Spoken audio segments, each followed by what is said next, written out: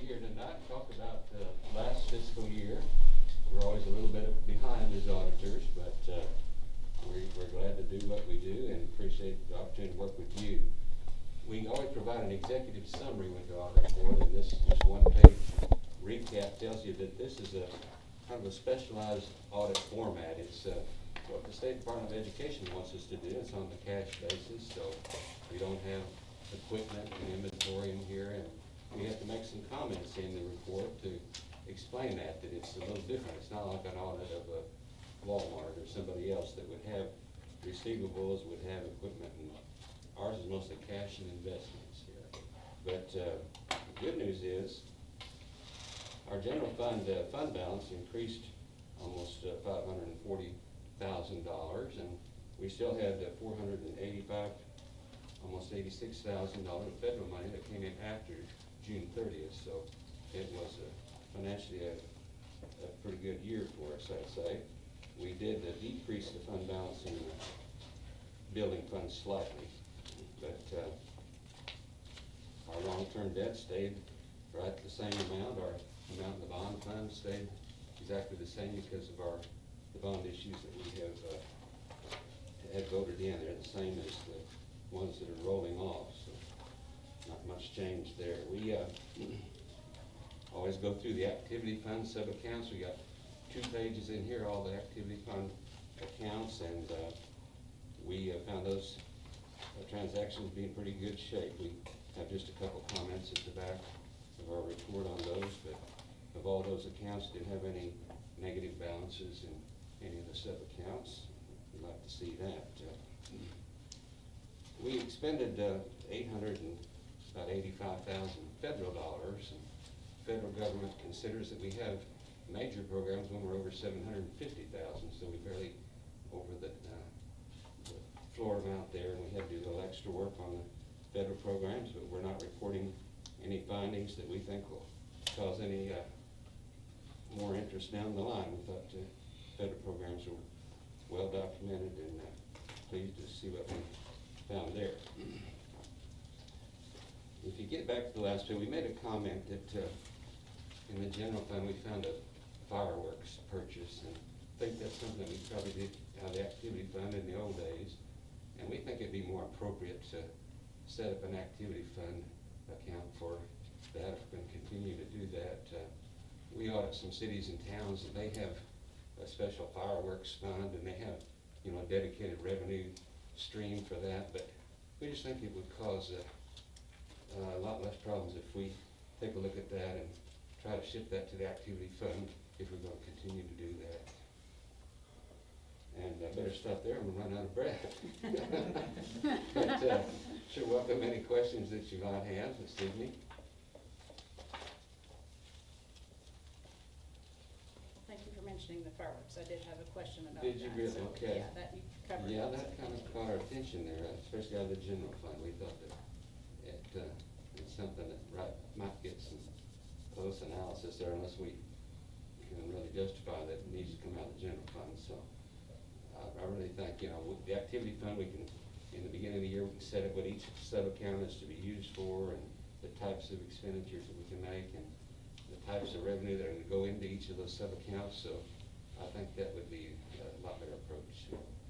Just kind of line item that if we want to continue that. Okay. So that people just have that knowledge if they're going to donate money, what the purpose of it is.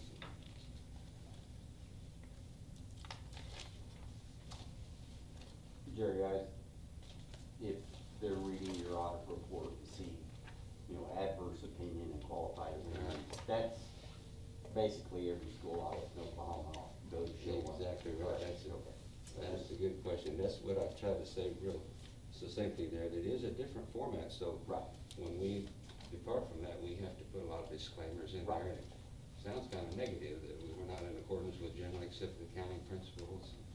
We're not.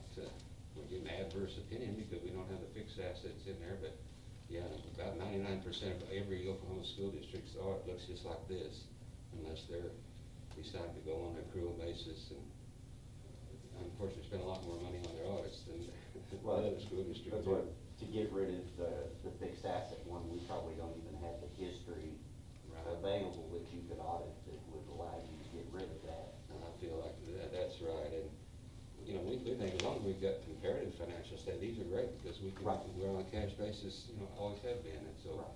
we do have a good history of what we've done here, and we can compare those and learn a lot from that analysis.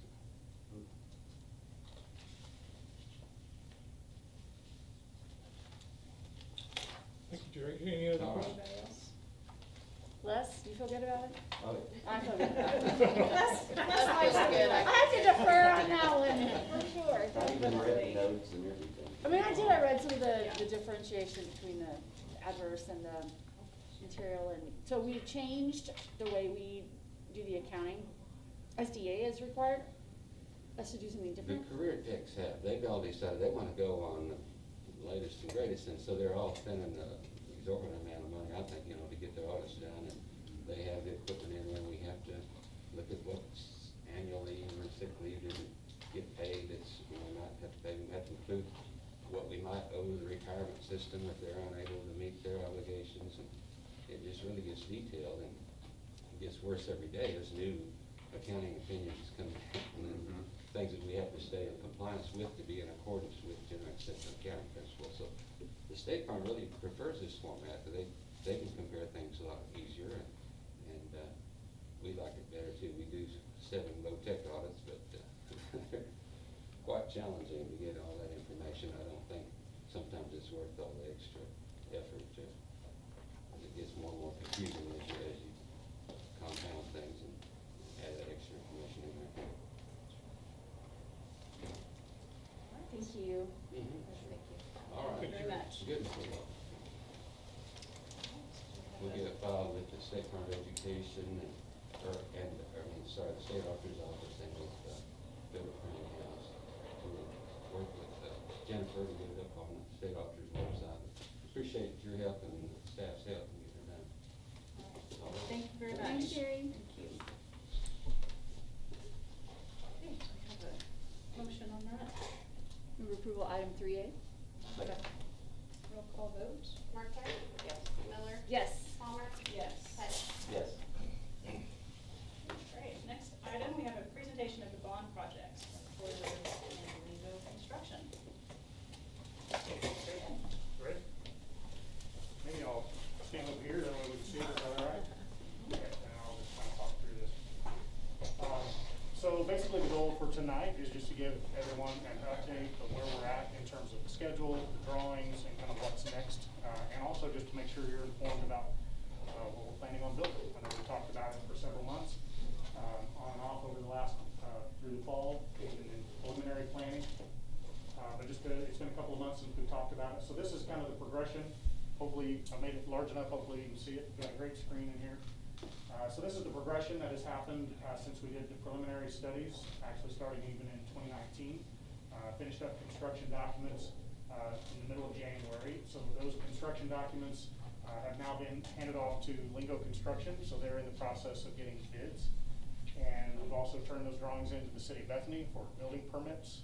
And so we've done some preliminary work with the City of Bethany to the point where we feel very good about the approval process, not just on the building, but also on the site and the stormwater detention and all of that. So all that's in progress. Right now, really the next step is February 12th, so just here in a couple of weeks is the bid date, so that'll be the official bid date where all the subcontractors turn in their bids to Lingo Construction. And then we'll spend a week or so reviewing those just internally and then also with some of the administrators. And then the goal would be to come right back here in a month from today on March 1st at your next board meeting to essentially for Lingo Construction to present their bids, the low bids that they would want your approval for to be able to move forward with contracts and construction. So that's kind of the next steps. Beyond that, assuming that kind of goes as we plan, there is a little bit of selective demolition that we're needing to accomplish to be able to move forward as quickly as possible in the summer. And so sometime around, this is, I believe, the very beginning of spring break week. And so the intent during this week would be to actually remove the metal building that's got the bricked metal building. That's going to be where the storm shelter will go. And so we'll be removing that building doing some site prep. And so there's just a little, it's not wholesale, let's get rolling because school's still in session. And then, once, school kind of comes to a close around the 23rd, 22nd, I believe, then May 24th, that may be a weekend, but May 24th is the first real workable day. So the goal then for what we're calling major construction, there will be some ongoing activities happening between March 15th and May 24th, believe me. Some of which will be on site and a lot of which will actually be kind of behind the scenes in our offices, working to approve some of the submittals that the subcontractors will be providing so that we can really hit the ground running in the summer. By the way, Stan Lingo and Jacob Lingo are here, so if there's any questions related to construction, there'll be more in terms of numbers and some of that kind of stuff. That'll be at the March 1st meeting. So really this is just about kind of where we're at with the scope and the project. So the intent would be to move forward as quickly as we can with that metal building demolition, but really the focus for this summer's work is going to be what we're calling the West Connector. So that's going to be the connection between the middle school and the high school. So we really want to try to make sure that we get that project done and completed this summer because it kind of creates, it's the connecting point between the schools. And so we don't want major construction going on during the school year any more than we have to. If we can isolate it to just the storm shelter, that's the goal. So August 5th is about 2 weeks before your school starts. So we want to try to, that's the goal, is to try to get it done 2 weeks before. That way you can kind of get used to it, understand any issues that you may be having, get those resolved before the first day of school. And then the final completion would be August 1st. And so that's about 2 weeks before the following school year in the fall. So that's August 1st of 2022. That would be for storm shelter completion. So that's kind of overview of the schedule. Any questions on the schedule? So kind of wrapping back to where we had talked about the actual projects. So this is kind of just an aerial view to get your bearing. North is left on the screen, just because it fits the screen better with your campus to be left to right with the north. And so then when you kind of look at the overlay of the drawings on top of that aerial, it kind of gives you a little better perspective. And then zooming into the work area that we're talking about, this is really that storm shelter, the metal building. See if I can highlight it right there, is that metal building. And so this is the futsal court, and then of course the existing canopy that runs down and connects down to these other classrooms and to the high school and the middle school. So that's really kind of the existing area that we're going to be working. We've done a lot of survey work, we've done a lot of geotechnical work. Our civil engineers have been very engaged in terms of getting all the site planning done. We've actually been working a lot with the utility companies, so we understand what to expect on the utility side of things. The yellow highlight's not showing up real strong right in there, so you can kind of see the goal. That's the metal building demolition that we're going to be taking out. The intent is to utilize a portion of the area where the futsal court is for a laydown space for construction. So when we're working in a campus area like this, there's just not a lot of room. And so it's Lingo's intent to be able to, if anything is done with the futsal court in terms of damaging it, or the intent is really to utilize that space. And so there's budgeting to be able to put it back in so that it's exactly as it is now, if not better, because in some cases it may be new. That would be true with fencing, with the court itself, and then obviously any sod or landscaping that might need to be taken care of in that area. And then right below that is the connection area. So we talked about that existing canopy is going to be coming out. And then to the far south, all of that area that's basically an exterior hallway, it's a sidewalk that's covered. All of that area will be removed in terms of demolition and the site work. So these, I'll show you some enlarged plans here in just a moment. So those are the work areas, the proposed classroom addition on the east side, the storm shelter, 2 stories, and then the west connector on the west side there. So that's the areas, again, just trying to highlight the areas of construction so you kind of understand where things are going to be fitting in. And then looking specifically, this is the west connector. We kind of had broken this project into 2 pieces at one point, kind of thinking of the connector piece at the north end of this, and then the hallway, if you will, to the south end of this. We kind of just wrapped it all up into one piece and called it the connecting corridor or west connector. So if you take away all of the construction document stuff that we do for the construction, really to simplify it, it's essentially a large common area type hallway on the north end that connects the high school, just south of the existing high school doors. And then we're enclosing the entire sidewalk with new walls. We're putting new roofing on it as well. We're trying to keep the structure in place as much as we can because we think it's a valuable structure, no reason to replace it. So that's kind of the floor plan, if you will, of the west connector. Then on the storm shelter, two-story building, has the capacity of around 1,200, a little over 1,200 people, if I'm not mistaken. So by the time you add the capacity of this to your other existing storm shelters, you more than cover your all adults and students on campus in terms of creating a safe place during a storm. So again, if you kind of remove all the construction document information, they're fairly simple floor plans, and I won't get into a great deal of detail unless you need questions answered, but it's essentially first and second floor, very similar. We have 3 large classrooms on the first floor, 3 small classrooms on the first floor, and then it duplicates on the second floor above.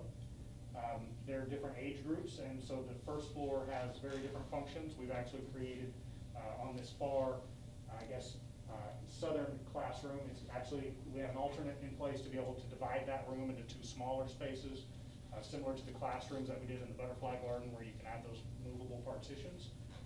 This storm shelter will be completely enclosed with restrooms as well. That's part of the building code. If you're going to put 1,200 people potentially in there, you're going to want restrooms, I promise. And so even the stairwell can be utilized for storm shelter capacity, and even the restrooms to some degree can be used for that capacity. Internally, it is connected 2 stories to the existing 2-story structure. And then on the first floor, we've got an exit that goes to the west to a new canopy that'll replace the one that's there. And then we have an exit that goes to the north that actually will spill out onto a new sidewalk that will have to be next to the futsal court. Not going to get into a great deal of detail in terms of lighting. I do have some lighting photos I'll show you here in a moment of some of the fixtures.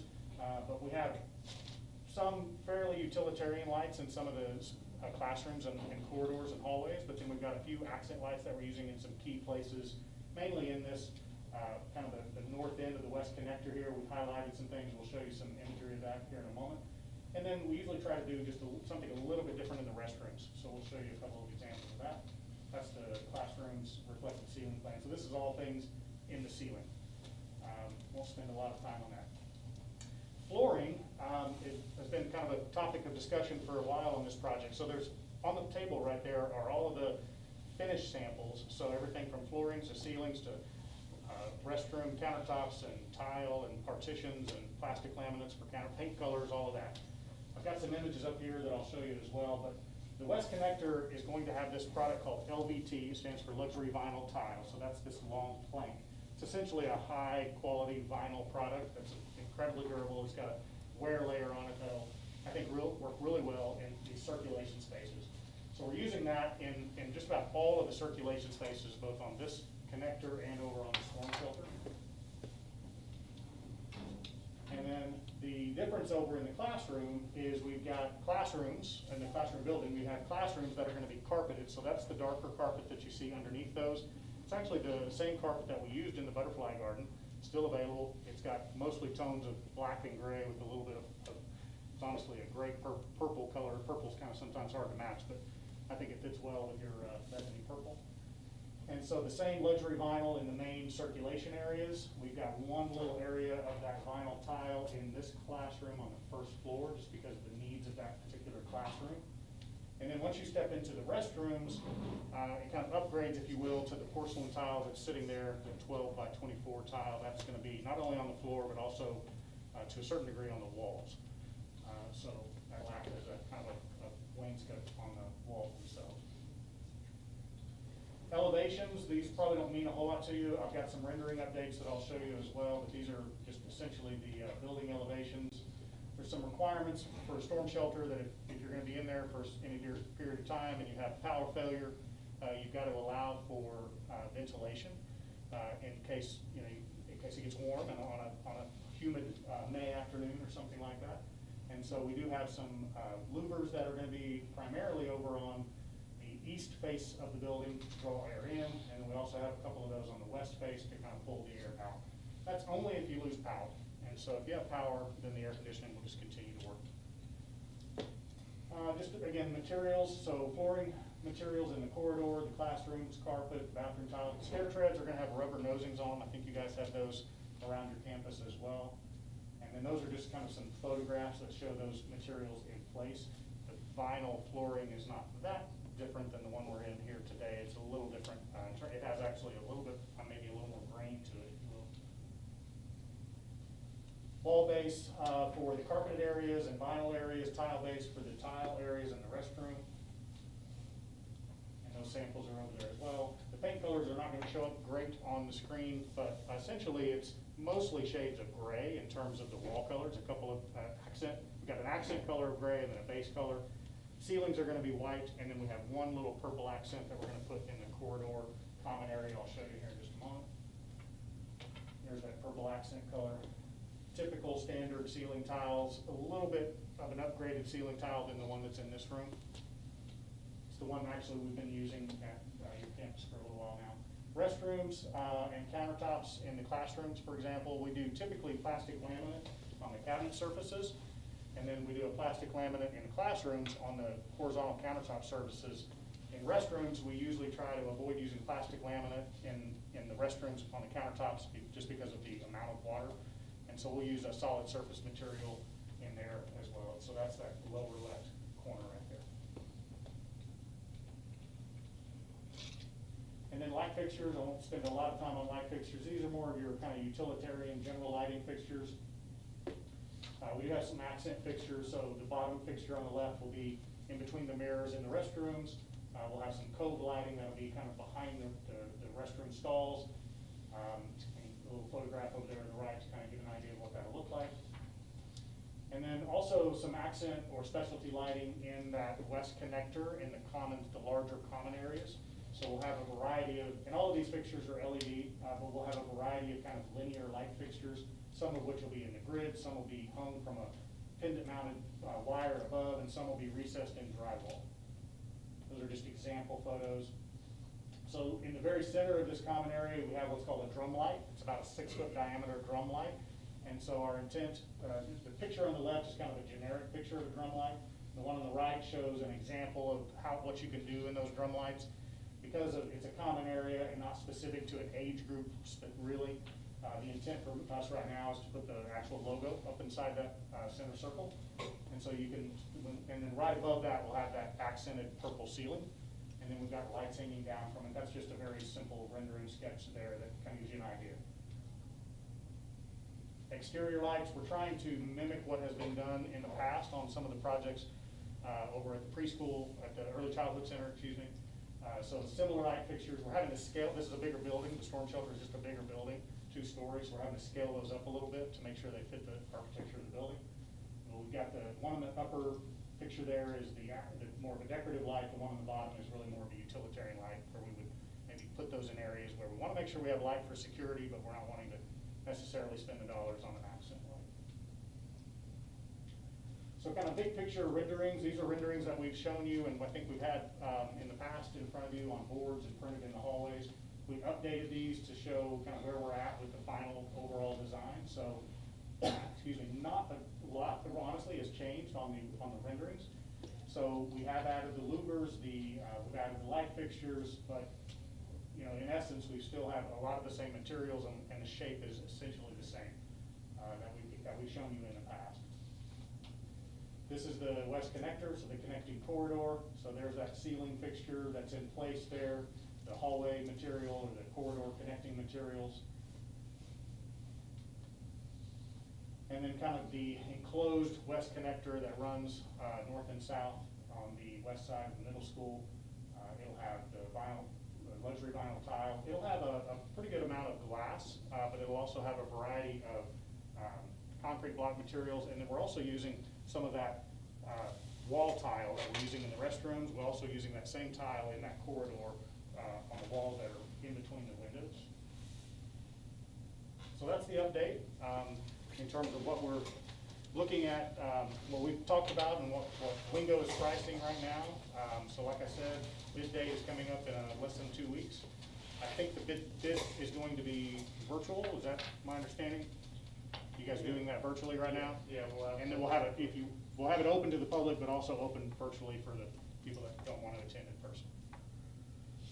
Any questions that you have of me or of Lingo? Looks good. Thank you. It's good to have a refresher. It's been a long time since we've gone over this, so it was really good. Did we budget for all the classroom furniture and all of that? I couldn't remember. Yes. Okay. Yeah.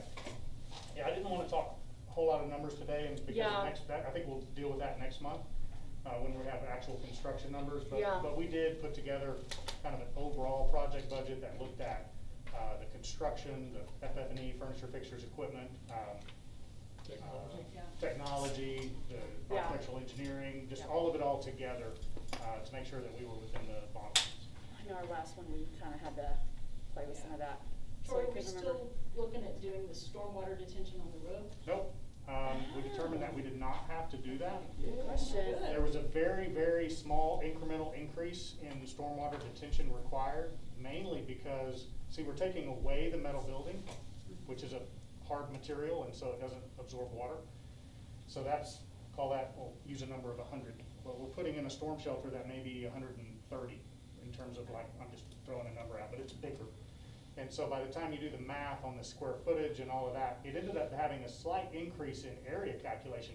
The biggest issue that we had was that we're putting a bigger building into what is currently the detention area. So if you think about, you put 6 inches of water in your bathtub, and then you get in it, the water rises. And so the same thing would happen if you put a building inside of that detention area, the water's gonna rise. So we had to create some displacement for that.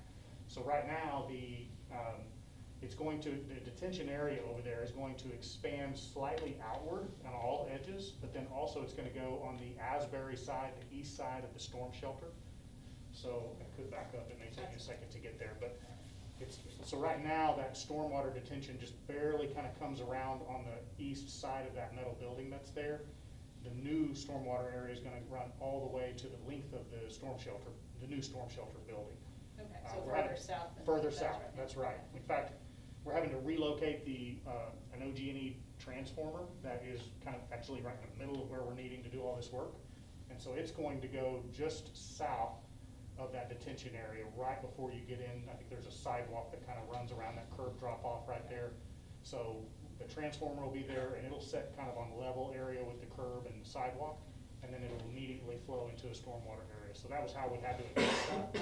We just we didn't have enough compensation where we needed to provide for stormwater detention on the roof. It just didn't make sense to do that. So, Does that affect the cost very much?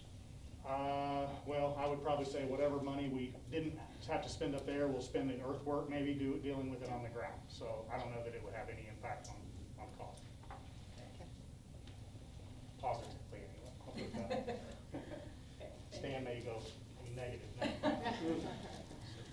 Yeah, the structure was already designed for the weight of it, just to be in a storm shelter, to the weight that the water would have been. So really, the structure didn't come down in cost due to that decision. Yeah, because that was part of the benefit of the idea of doing it, is that you're already building this bunker of a building, why not use it? But there just really wasn't a need to. So really the only savings might have been on roofing materials or something, waterproofing. Yeah. Okay. Thanks, Troy. Does Any other anybody else questions? have any questions? Anyone else? All right. Thank you very Can I much. ask Thank just- you, Oh, just a yes, couple- yes. Just a couple of updates is that, as we bid, we'll start to identify who our subcontractors are. And between March 15th and the end of the school year, we are, last project, the last major project, we were in lots of places and kind of disrupting your daily life a little bit. But over this next few months, we're really going to be trying to see where we can work to get a head start so the connector can actually happen this summer. So be a little push and pull with the staff, but we hopefully have patience with each other, and always the kids' safety is a priority. But there will be a little bit more of that in the spring of this year, and then as we prepare for the fall, our goals are to get the major components done that require big trucks before the end of the summer on the storm shelter. But the challenges will be on the drive and the street access on that side. So lots of activity that when we present numbers, we'll also be presenting that kind of how to and how we desire to interact with your team do this construction project. It's a much more interactive than the past projects, even though it seems like the past projects were in your space also, but this one will be even more, so. And we've been talking about things like timing of deliveries with timing of drop off and pickup and daily routines and stuff like that, and trying to, because some, like Stan was saying, some of the things that are gonna be coming to the job site on this project are really, really big, just because of the storm shelter component of it. Long concrete structure, members that are gonna be coming on semis, and so we wanna make sure as much of that work is done in the summer as we can. Cranes and all that. Yeah. Thank you for taking that into consideration, because that will make a big difference. How it goes. Hopefully, having a one-way street on the east side, I guess, that should help with traffic and so forth. Should, yeah, ideally. We'll see, but, all right. Okay, thank you. Thank you very much. Thank you. Appreciate you guys. Nice. We're going to item number 5, discussion possible action to approve or not to approve the AIA agreement with Tordy Roads Architect for the 2020 bond issue projects as amended.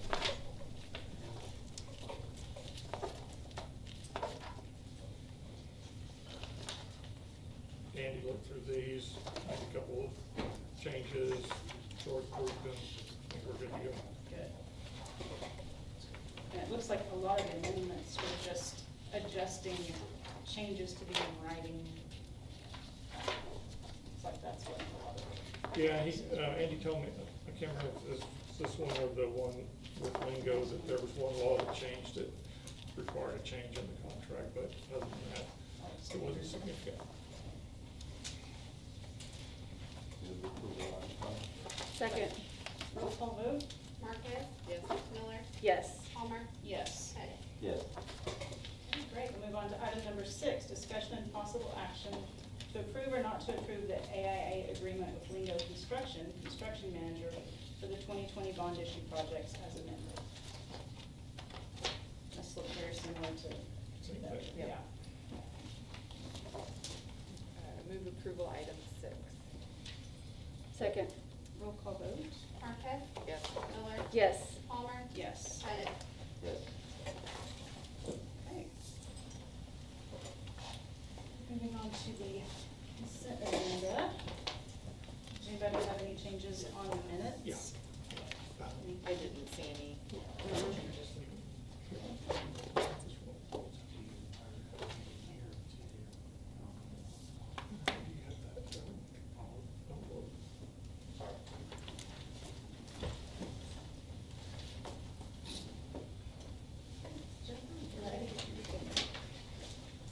Okay, we'll start with activity funds, so pages 111 to 117 are all the summaries of the accounts as of January 28th. See, they're all in good standing. And the current balance in the activity fund is $448,062.39.08. Any questions about any of those? Okay, page 118, start with our general fund revenue. We'll just start at the top. Under district taxes, we are down 32,000. Interest, we're down 11,000. We actually have 2 CDs that are maturing this week, and we can get more interest in our money market account than by reinvesting. So that's what we'll be doing with those. So interest is just down everywhere. The next 3 reimbursement, other local general fund refund, those are down 22,000. Child nutrition is down 80,000. But you'll see when we get to the next page that the federal part offsets that local money we're not getting this year. So that is made up just in a different section. So overall, the district section is down 147,166 from where we were last year. The taxes, part of that is Vernon Florence keeps telling us we cannot go by this year because it's not a normal year, because the IRS delayed when taxes were due, so that delayed tax payments to summertime that we would have gotten in at the end of last fiscal year. So we had a higher revenue in the summer, now it's down again, so it's kind of just all over the place this year, and we're hoping tax due dates stay the same, and we can get back on track next year with those. In the next section, county 4 mil, we are down 31,000, which is again related to taxes. Mortgage tax, we're actually up 16,000, but overall we are down 14,000 in that category. On state, gross production, we're down 2,600. Motor vehicle, we're up 106,000, but remember that's because last year we were paying off that settlement with the state. School land is up 2,000. Vehicle stamp is up $86. Foundation and incentive, we're down 276,000. So we took a big hit in January from our midterm adjustment in that cut. So it looks like the January payment is at about 51% every year. So you don't get equal payments. So when they did that cut, we got a big cut out of that January. Our FBA is down 86,000. That has to do with positions that we have not filled this year. So we're just not getting that reimbursement for those positions. Alt Ed is down $379. So our state total is down $267,386. Now, on the next page for the good news, nothing under the federal has changed except child nutrition, and that is up $281,000 from where we were last year. So that definitely offsets the $80,000 we're down in local. And that's just due to the free meals for everybody this year. So our federal is up $254,000, but our grand total revenue collections for the year is down $175,000 than where we were last year. Any questions? Okay. Page 120 starts the purchase orders from the general fund. I'll just highlight a few of them, and then if you have questions, you can ask. PO 464 and 465 are our physical and occupational therapy that they service the special education.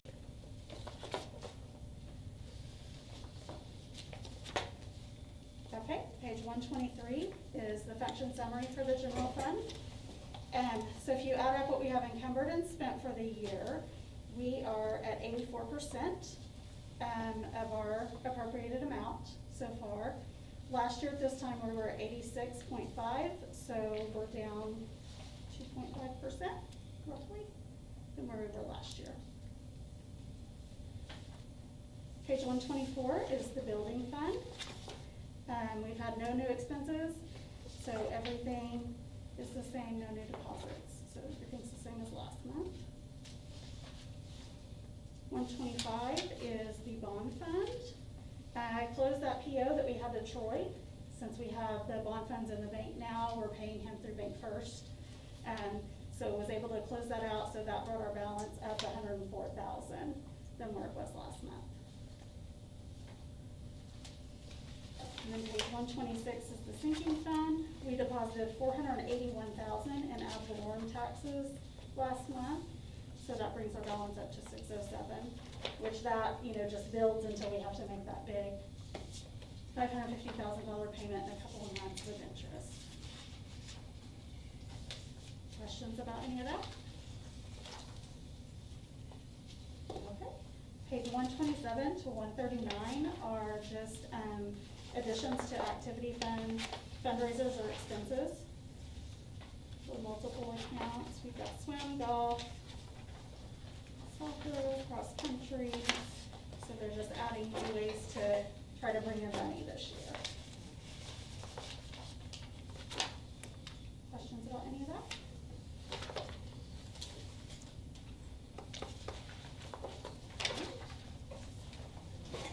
Move approval of it. Second. Roll call vote. Marcus? Yes. Miller? Yes. Palmer? Yes. Pettit? Yes. Thank you, Karen, for that. Okay, so moving on to item number 8, we have discussion and possible action to revise or not to revise the decision matrix in COVID. So with this, I believe we are going to look at, do you want to address that? Well, as it stands right now, remember I told you that we were real close to going to virtual this time because of just all the sickness that's going on right now. But as it stands now, when we get over to the point where we're going to the green, when we get into green, you have approved the decision matrix that says that we go back 5 days a week. What I'd like you to consider is to amend the decision matrix so that we go back 4 days a week in person, 1 day virtual, in order to give teachers an opportunity to do the things that they do, and you saw all the things that they do in the email that I sent you. So that would be one recommendation. The other thing that I'd like you to at least have discussion about at this table is I've got the dates of when, right now we're scheduled to get our first shots for the staff February 17th. Tara, our head nurse, is not convinced that that's going to happen on that day because of the amount of vaccine in the state. But we had to use a date. So if we did it on that date, if we get the Moderna vaccine, and we don't get to pick whether it's Moderna or Pfizer. If we get the Moderna vaccine, you have to wait 4 weeks.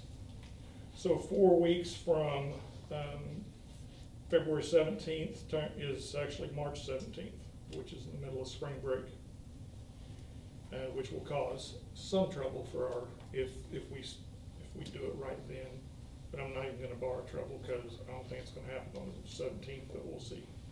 If it were the Pfizer vaccine, it's a 2 to 3 week. I can't get, nobody will, you say 3? No, the people I know that have gotten it was 3. Okay, Yeah. so if it's 21 days, the earliest we could take that second shot is March 10th. The question that I just want you to have the conversation about is, are we going to, if we get to green before that, are we going to put teachers and kids back into classrooms altogether where they can't socially distance before they have their vaccine, before they're vaccinated? So as I understand what you've just said, there's 2 issues on the table. So first is the question of if you go into one of, and it could be that different buildings are at different places. So if one of our building hits, the green kind of level that says the numbers are where we're comfortable with going back for in person, the concern is that there is still going to be a population of virtual learners because there are those who have chosen that path that we've given them to be entirely virtual. And that 5th day, right now, which is a Wednesday for like middle school, high school, and the hybrid model, but that virtual day allows, and we kind of got the rundown of all of the work that happens on those days. So that's the first issue, correct? Yes, and one thing I forgot to say about that, this is exactly what Deer Creek voted to do last week. So they're gonna do theirs on Friday, but they're gonna go 4 days a week. All kids, 4 days a week, 1 day for teachers to do that work. And my 2 cents, I'll qualify this again, like I said in my email, we will do what this board says to do. Whatever you guys tell us to do, we will make happen. What I wanted you to know, my belief is that our teachers work incredibly hard and they're actually doing 2 jobs. They're doing all the work that they did last year with their in-person learning, and then they're doing the work they have to do all those plans and make all that happen for their virtual learners. So even if they only had a few learners, which we think the consensus is that virtual learning will go up, will increase when we go back in person because people will be uncomfortable with the lack of space. Is that based on? Inability to Is distance. that based on what you've seen happen with these other situations? I am basing it on what the principals tell me. I don't know Okay. if you guys can tell me Like what. feedback from I've had two parents. that Well, have said that. when we went full virtual, and then the decision was to come back 4 days a week, we had a significant hike in the number of people that chose virtual learning. So currently, do you have about 10 to 15% of your students roughly at each location are virtual? Is that, 20% at the high school. is that 20%? What's that number, Mark? 20% at the high school for 20%. distance learners, yes. Oh, you want an actual number, Ken? No, that's fine, 20%, 750, No. He's about 650. I mean, 560, 5. all right? You talking about total numbers? Total Yes. numbers. 520, 525. Yeah. So, I mean, just to be, because I just wanna make sure we play this out, so the implication with that then is that, for the entirety of the rest of this school year, we wouldn't be going back into a 5-day-a-week school, because we will continue to have virtual learners who choose to stay home and learn through the end of the year. Correct? So that's exactly the right. So implication. I we just would wanna be make sure we're playing that out. 4 days Okay. for the rest of the year. Does that matter how many you have in virtual learning? It does not. Why? Because you've got to do the work. If you've got 2 kids or you've got 20 kids, you've still got to do all the work that is required to do that. You just have to grade differently. So these kids are, you're grading this or you're grading this, but you're still, the grading's the same. It's the work that you're putting out for a lesson that's different. And I'm gonna let these guys give you a more specific answer because they're the ones that work with teachers all day. I think too, a challenge that is hard to predict is the in and out challenge, because that's as significant, or actually more significant than the consistency of who we know is out and who we know is in. As long as we're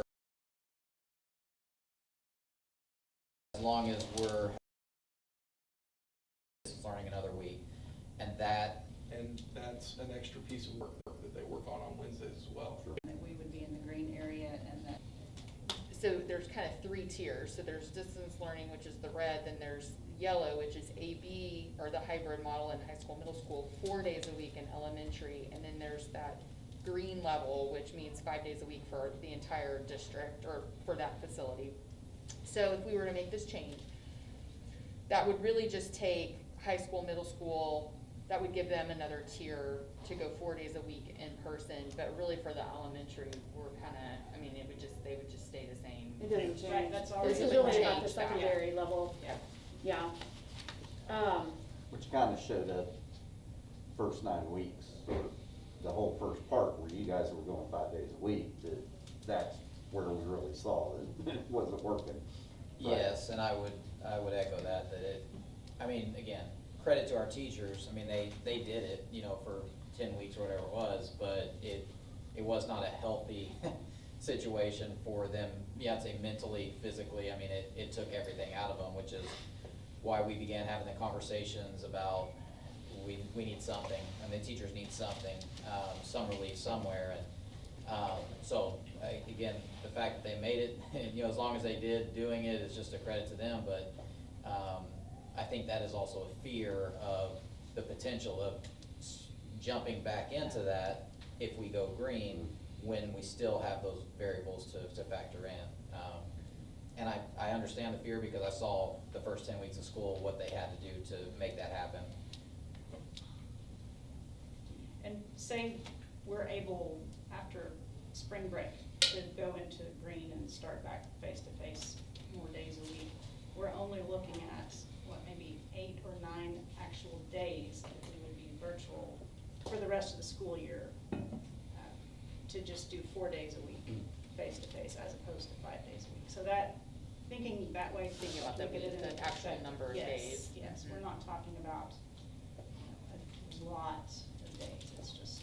it's Well, crazy. let's count, okay, let's assume that you get, we get the vaccine February 17th. And then, best case scenario, you wait 3 weeks. Well, so that's the secondary issue, so, or that's the second issue. So the Yeah, that's first a issue different- is simply just trying to alleviate the pressure of the virtual student load. Of the 5 days. Right, yeah, Yes. that, Yeah, oh, yeah, yeah, but the I think- second, I think the second issue that they're asking about is, would we kind of basically say until all the teachers who want to be vaccinated Right. have that second vaccine? Because when you do bring back the population, especially in the middle school, high school, you bring that population back into the building 4 days a week, full-time, the space gets real, I mean, that social distancing, which I think has kept the AB model working, you lose all that in the common spaces, you lose that in the classroom, I mean, you lose the social distancing opportunity. So do we wait until after everybody who wants a vaccine is fully vaccinated to allow them to feel more comfortable in the classrooms where there will be a full class present with them all day? Right, I mean, I think the 4-day-a-week works at the secondary level as well. I mean, I don't have a problem with that at all, I think it makes sense. So I don't see that as a problem. But I don't- Does anybody else have any more thoughts on that as far as discussing 4 days a week? So vaccination day is scheduled for the 17th, correct? Currently, that's Currently. assuming there's gonna Potentially. be Potentially. supply. If we can get, yeah, if we can. And do we get the know vaccine. which vaccine? No. You don't get a You don't get a have- choice. You don't get a No choice. till We it's don't have a here. choice. So, I mean, if it's the 17th, and we're having this discussion assuming that it's after the vaccine is taken and all, correct? No. Not necessarily. It's all. Two The separate 4-day issues. a week is, Two separate issues. if the matrix says we're green, is that what we're gonna do? Leave the vaccine out of it, then we'll bring the vaccine into it, I think. Separate discussion, Yeah. yes, really. Yeah, because, without the vaccine, you Because could the- still go back in green 5 days a week. So that's one. Right. The vaccine is kind of Yeah. it's a separate issue. So the first question is, do you want Basically, to go? the vaccine question is, are you gonna wait on the vaccine before you go back to 4 days or 5 days, whatever we're saying? Right. Or are you gonna stay in AB until the vaccine's done? That's the vaccine question. So on the first issue, where we are saying we're gonna amend basically that green level to in-person learning 4 days a week, that's regardless of the vaccine. I mean, I think that's the first question, and we've talked through that. We've gotten information from the teachers about what they use that day to do. I think the unknown is how many kids, so say we went green and invited back the full load of students, how many of those students and parents would actually feel comfortable. So to your point, it could bump virtual numbers up, which means that virtual day becomes even more crucial. So I think that's the first issue on the table. So what would be the first case for us to be back 4 days? What is that first date? We don't have a date yet, it's It just just as depends determined You'd have to by be the Matrix green says- based on the matrix. Oh, we would have Based to on be our green. numbers. Yes. Yes, Right. yes. So the green for us, instead of going back 5 days a week, face to So- face, we're So discussing going back so 4. basically, I mean, just for clarification, we're still using the matrix Right. as it is. Yes. Altering what But green the, means. but the decision is 4 or 5 days. Yes. Yes. We're just altering what green means. Green Right. means either 5 or 4. Right now, it means 5, are we gonna change it to mean 4? Right, Right, that's the and that first. Added With a virtual day. With a virtual day, it's not 4 day a week, it's It's a full still 5 5 days. Right. One day. One- It's a virtual day. Yeah. Another thing that came up with within our school was testing. If we go in 5 days a week, it's gonna be very difficult to convince parents who are not comfortable with non-social distancing to come in. And we don't have a space where we can bring a classroom in and only do 3 people or something like that until we get our new construction done. And so in order to test some of those virtual kids, that might be vital as well that Wednesday, those Wednesdays. And we are testing. As of right now, until we're told different. We're Okay. testing. Yeah. Which is I'm the just beginning telling of you. That's what April. we're assuming. Joy Which says is we're the testing. beginning of April, right? We're testing. I have no doubt that we will test. Yeah, I mean, they're already starting that, United Systems technology infrastructure checking for making sure Yeah. we've got everything in place to do the testing in April. Yeah. Okay. So, I'm a bit challenged with it. I like 5 days. I mean, I want us to be back in 5 days. That's when we put this matrix together, we talked with our families about 5 days. I mean, we really did. We talked about 5 days. So I feel like we need to find a way to get in 5 days. I mean, I have the list that you sent us of all the different things. And I just, when I see a list like this, I think, are we providing our teachers the tools that they need so that they don't feel this way possibly? Well, I think in that case, the tool that the teachers need for us to provide is is time. Because there's only so much they can do when they have kids in their classroom from 8 to 3 and not spend 5 more hours a day or whatever. And their weekend. Yeah, and their weekends doing that 3 or 4 page long list of items. Just even attendance takes forever because it's just complicated. What is forever? Define that for me. I don't know Well, what that means. attendance, as you guys have said, trying to keep up with who is virtual, who's not. It's not just simply looking at a list and checking off if they're there or not. There's a lot more to it. Who did the assignment, who Right. checked in online, all of those things, and so you have to run some type of spreadsheet. So you gotta go through your grades and be able to pick out who was, and then at some point, those are turned into Christy, and she has to go in and see if someone's called in for that student. Because if they've called in and said that they can't do work that day, it's an absence. If they called in and said they can do work that way, it's a virtual day. I mean, there's just a number of factors that, you're going through at least 100 kids and deciding, doing attendance. It's timely. So I will be completely transparent and say, when we developed this matrix, I think I didn't play out, when you say go back face to face 5 days a week, I did not play out in my head the unknown, just because it's green doesn't mean that the virus is gone. The vaccines are not completely, they're not all rolled out.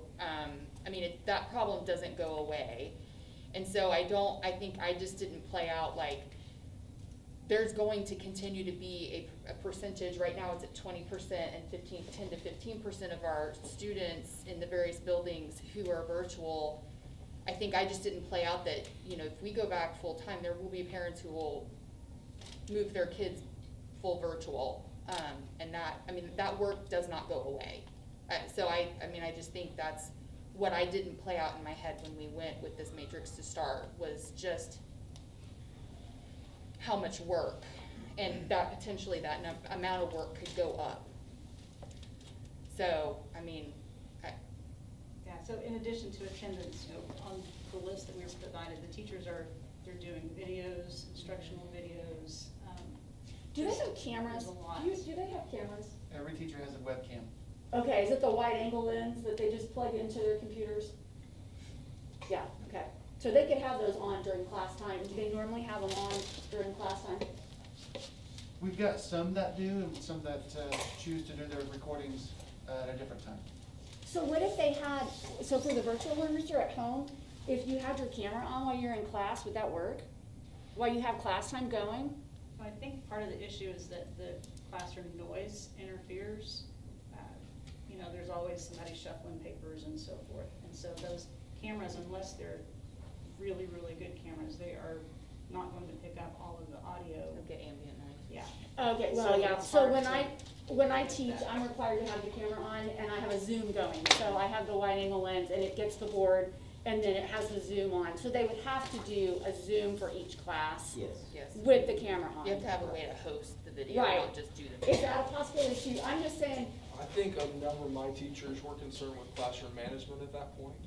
If you get onto a student that's in class and maybe another student is at home and that parent is hearing that interaction, and some of those things are, just create other issues. And so it comes down to comfort level for a lot of teachers on, and they've shifted from, to making videos or finding other ways to do things so that they're not live on camera, having to deal with classroom management and teaching all at the same time, and also watching a computer screen, making sure that those kids are engaged.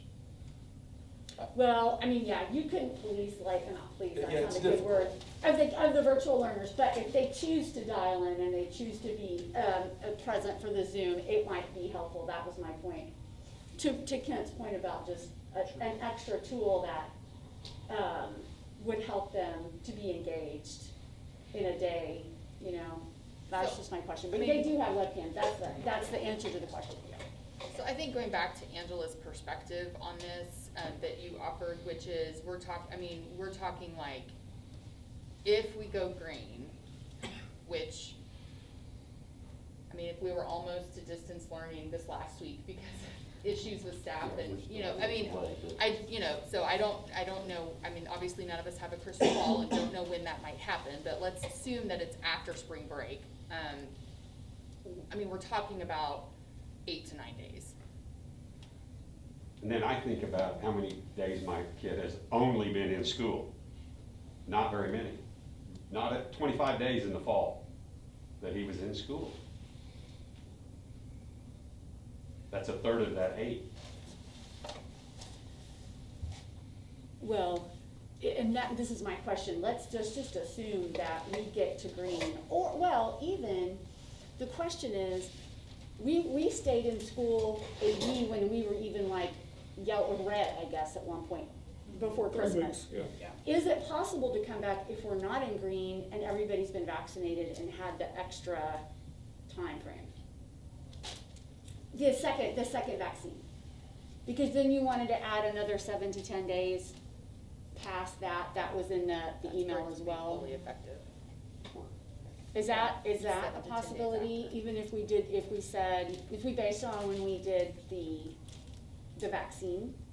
Well, I was gonna, in the vaccine discussion, to me, that makes sense, because once the teachers are, it doesn't protect the kids per se, but once the teachers have the vaccine, we've kind of taken that out of the equation. I think we should be back 4 days. Regardless of the matrix? Yeah. Yeah, I would probably agree with that. But my point is, we are gonna get into testing and then past that, I mean, we're looking at very few weeks left in the school year, is really the reality. But my question is, so my position is, I don't have a problem with 4 days a week at all. I think it's practical, and helpful. And then my point is, would we consider, once we met the time frame of the vaccine, to go back for 4 days a week for secondary? I'd say yes. Okay, I think teachers wanna feel like it's safe. Like it's safe for them, it's safe for their families, and so when they get that second vaccination, we have the 7-day period, it's supposed to be 95% yeah, immunity, so then I say we go back. yeah. And I think they would be supportive of that. Despite what I could the be wrong. matrix or whatever, despite the matrix. You guys, we developed, Jim developed the matrix and we approved the matrix. Right. You approved the matrix, so, you know, you can say the matrix is over anytime you want. You guys have complete and total authority.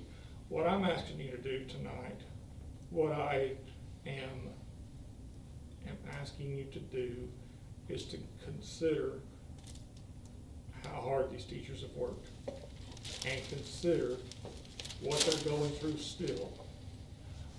They want these kids back. I want them back. These guys want them back. I promise you, I look forward to having them back 4 days.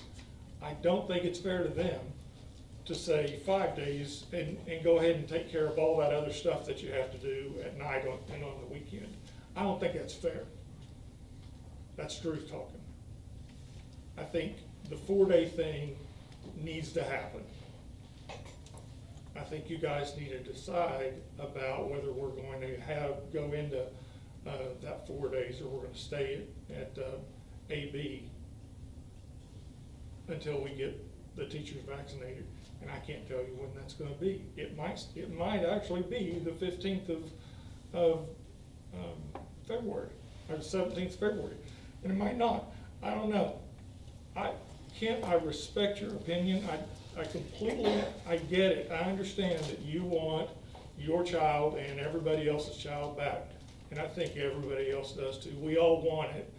But there's that other layer. There are people that want that, but also want to feel safe. See, in my opinion, parents and teachers, parents and kids have a choice. They can come, they can stay home. And we've said this year, we've opened it up like the Wild Wild West. We've said, come, go, do whatever you want. We're gonna be flexible. And we have, right? And we're gonna continue to do that because I feel like it's the right thing to do. And every chance we get to have a kid in this building, I believe is a good thing. But the only people who don't have a choice are our teachers. They have to come every day. Or they say, I quit. I can't feed my family. Or I don't have a job, you know. They're not gonna do that. They're gonna come in, they're gonna do their work. Teachers are the hardest working, most loyal people I know. And I'm just asking you to consider giving this day and giving them the consideration of being fully vaccinated before we go to a point where we're not able to social distance. That's all I'm asking. So the decision on the table, as I understand it, is 2 changes. One, changing the green level to 4-day a week from a 5-day. The second would be suspending, if it were to go to a green level, prior to 7 days after the second vaccine, or second vaccination, we would suspend at the current yellow level until that happens, correct? So whatever comes first, really, on that. Is that what I'm understanding? Okay. That's what I understand. What about y'all? So you brought up a third option, which is that 7 days after that second vaccination, that everybody who wants a vaccine has had that, and it's 7 days after, that then the matrix becomes suspended and it's no longer in effect. We just go back to 4 days a week with the virtual thing. Yeah. Okay. So I would, Yeah. I would argue that from a crystal ball perspective, I think it might be a little early to make that decision, because we don't even know if we're gonna actually have a vaccine clinic on the 17th. I mean, I feel like there's a few unknowns to make that decision, and if we can continue to kind of make changes as we go, that one feels like it's a little further down the road than the first 2 that we talked about this evening. Well, it's a That's good just my discussion to opinion. have. Yeah, no, I because agree, We need to, cause obviously there are unknowns. We don't know what vaccine we're gonna get, but I mean, Right. best case scenario, well, let's see. If you get the Moderna one, it's 4 weeks. And. I mean, best case scenario, everybody's vaccinated before spring break. That's best case. Best case. Best case, Right. yeah. And then you tack on extra 7 days, 10 days. For spring break, so you come back from spring break. It'd be March 22nd, and you'd come back 4 days a week, Correct. regardless of the matrix, the numbers. Right. I guess what I would say is there are still some unknowns out there that concern me just as a member of the population, which is just, I feel like the variant situation, there's just a few unknowns that could throw some curveballs. So I think the first 2 changes on the table, I think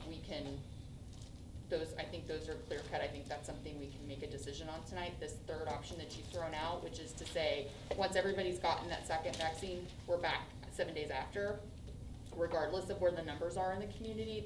That concerns me just a little bit.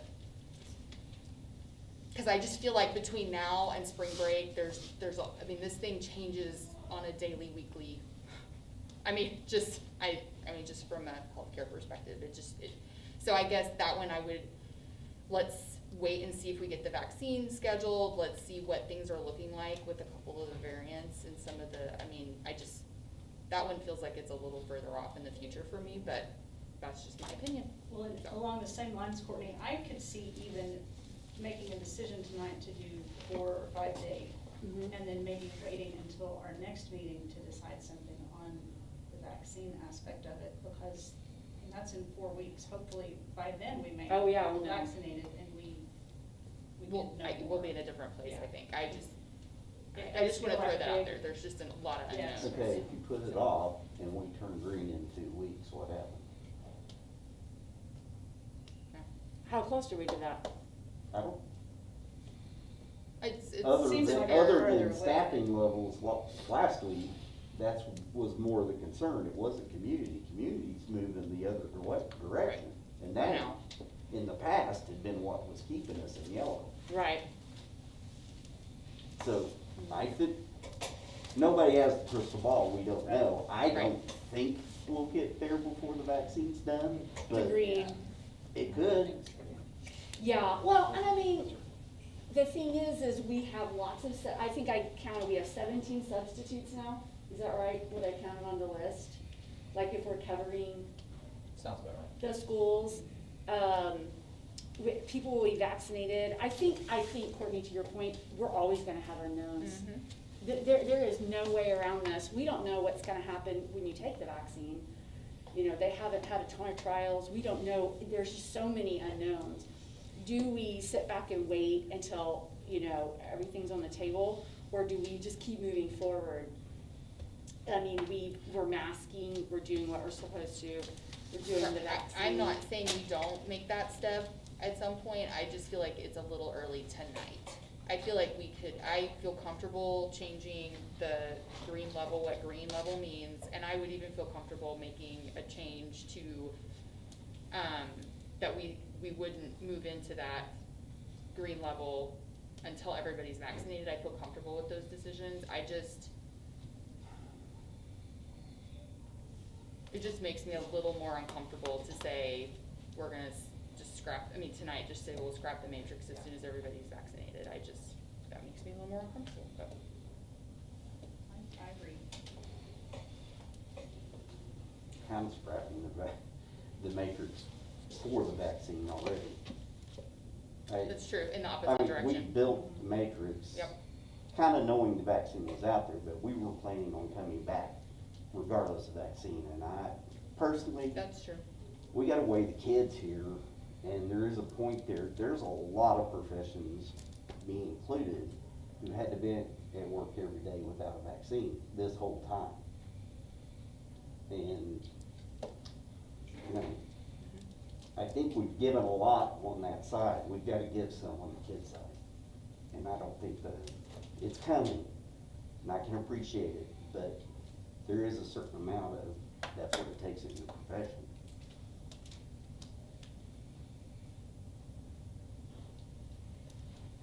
Yeah, that's the point of, we gotta keep moving forward. And that's why we built the matrix the way we did, to try and offer the teachers as much protection as we could, but still benefit, get our kids back when we could.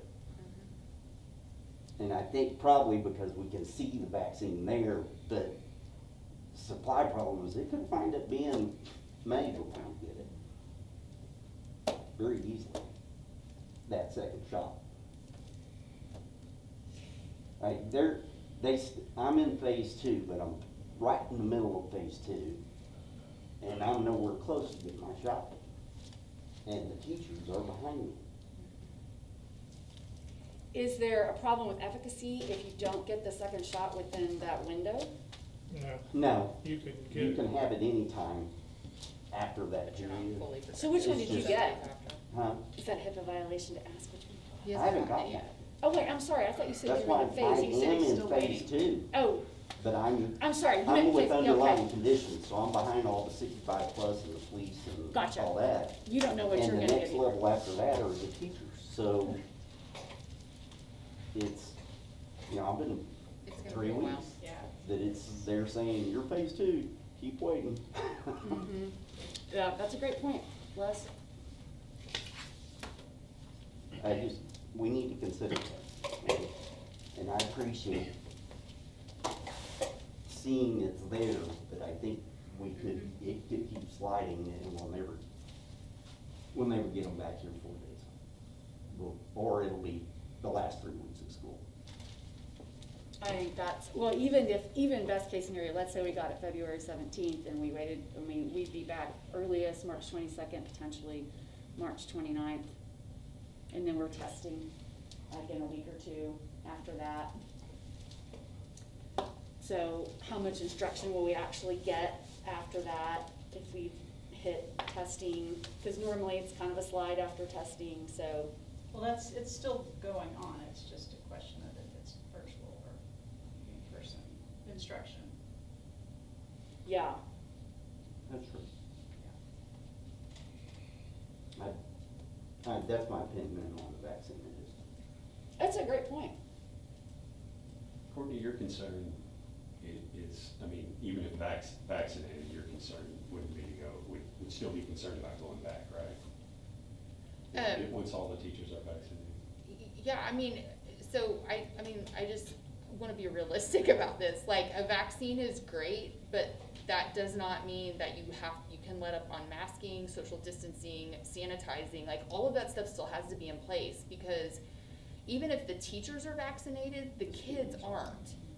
And we know that middle school and high school kids can carry and transmit and can get ill. So I wanna be really realistic about what a vaccine means, cause I think people have this like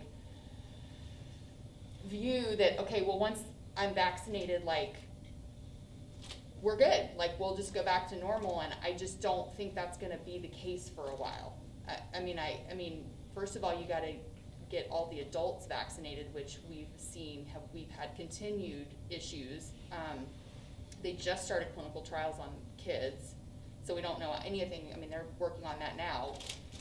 Don't know if the J&J and the Novatech vaccine are gonna be approved, that's coming, which would be nice, because those will be one shot and not have to be refrigerated, but again, efficacy is a question there. So I mean, there's a lot of, and then you have these variants. So there's just a lot of,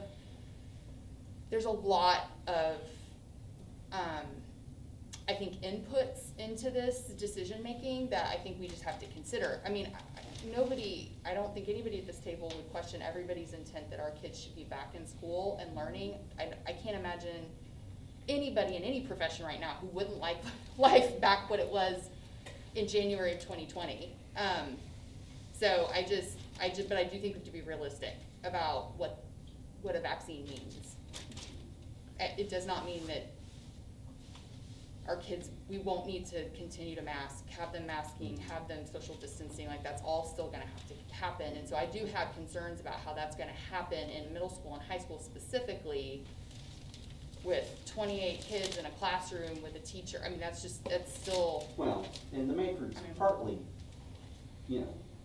you have a week or 2 of that, and the number's gonna be that it's gonna be back in the old. Correct, yeah, I mean, you're right, it'll prove one way or the other. If the masking and stuff isn't working. Yeah, it'll prove one way or the other. I guess I'm just trying to be realistic about kind of making decisions one at a time rather than trying, I mean, that's just kind of some of the thoughts, and not just for school board, but those are just some of the thoughts that I've had kind of over the last couple of weeks, just in my own, personal life, making decisions about what it all looks like. For you, Drew, I mean, once all the teachers have been vaccinated and it's run its, 7, 14 days, whichever one, or those teachers that choose not to take the vaccine, is your belief that we need to be back in school at that point? Yes. At that date? Yes. That we would need to be back 4 days or 5 days? 4 days.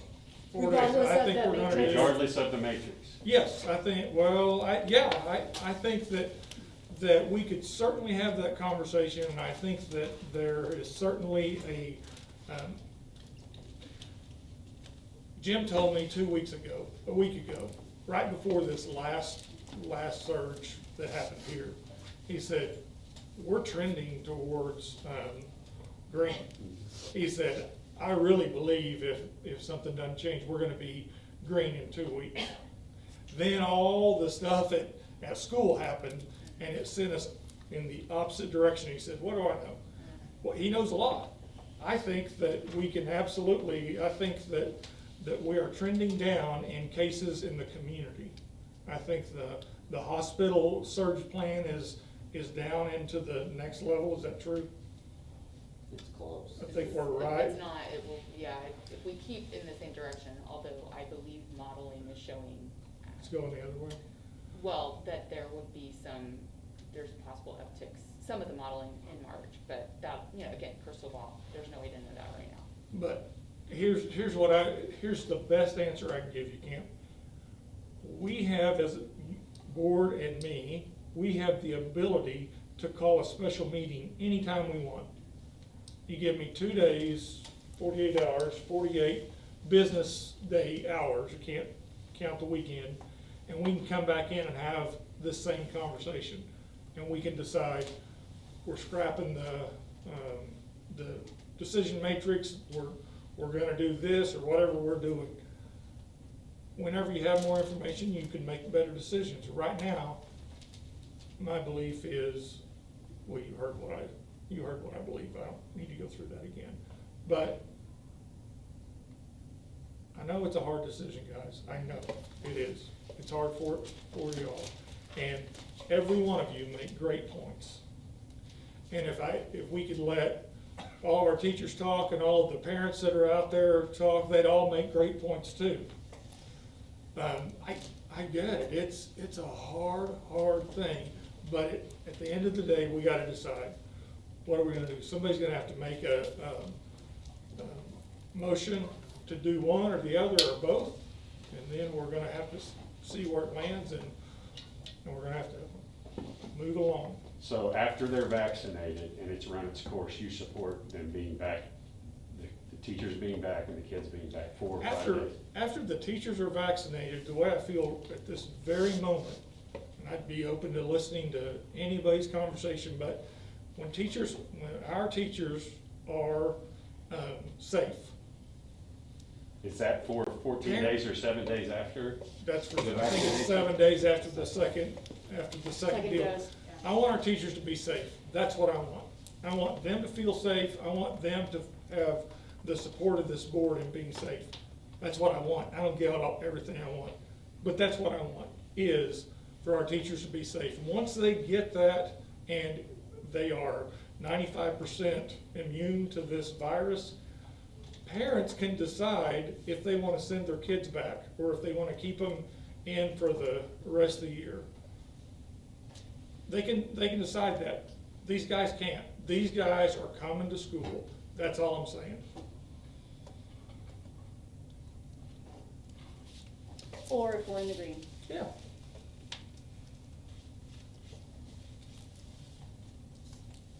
Okay, so what do we want to, I mean, do we just want to make a motion, or how do we We want are to trying to proceed take tonight? action. Well, Do you want to split it into the two? Yes. Or make it one? Mhm. split it up. I feel, I guess, most comfortable voting on the 4-day-a-week versus the vaccine aspect right Mhm. now. I still feel like We don't know know. enough yet to say on that. But We don't know which one, we don't know when, and it still feels like it's far away, but as Drew said, we could always have a special meeting and we'll get to that. So, there would be a motion to modify the COVID, decision matrix to make the green level a 4-day-a-week in-person learning schedule. On. With one virtual, Monday virtual. With 1 day virtual. The second decision, which is, so there was, it's kind of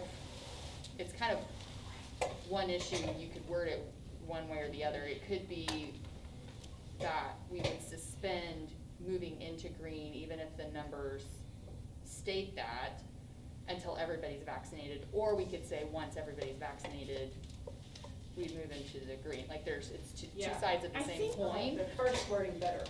I think we just need to modify it for face-to-face being 4 For days with now. 1 virtual day. I don't think we need to go to the other. Go into that question Mm-mm. yet. No, Okay. because the matrix speaks for itself, we go green based on those numbers, regardless of the vaccine.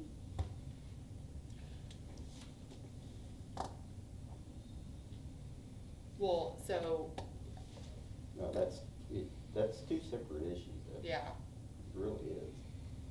The two Because separate If issues. we vote to change it to 4-day, and that's it, that's all we're gonna change today. Right, and we next go week, green next It goes week. green, we go back to school. and you're asking teachers who are not vaccinated no to be vaccination. in Yeah. full classrooms. So I think, assuming, I mean, again, I assume, think it's- hypothetically I speaking. think they're two different issues. Yeah. Yes, yes. And if you don't change the vaccine one, that's what can happen. I don't think it will, but that can But you take that happen. I risk. mean, 2 weeks ago, Jim thought it would. I did too, because I was looking at the same thing. It looked like we were shifting that direction until our numbers went crazy. Yeah. Which, but still to your point, since we don't know where the vaccine's coming, it could be March or April.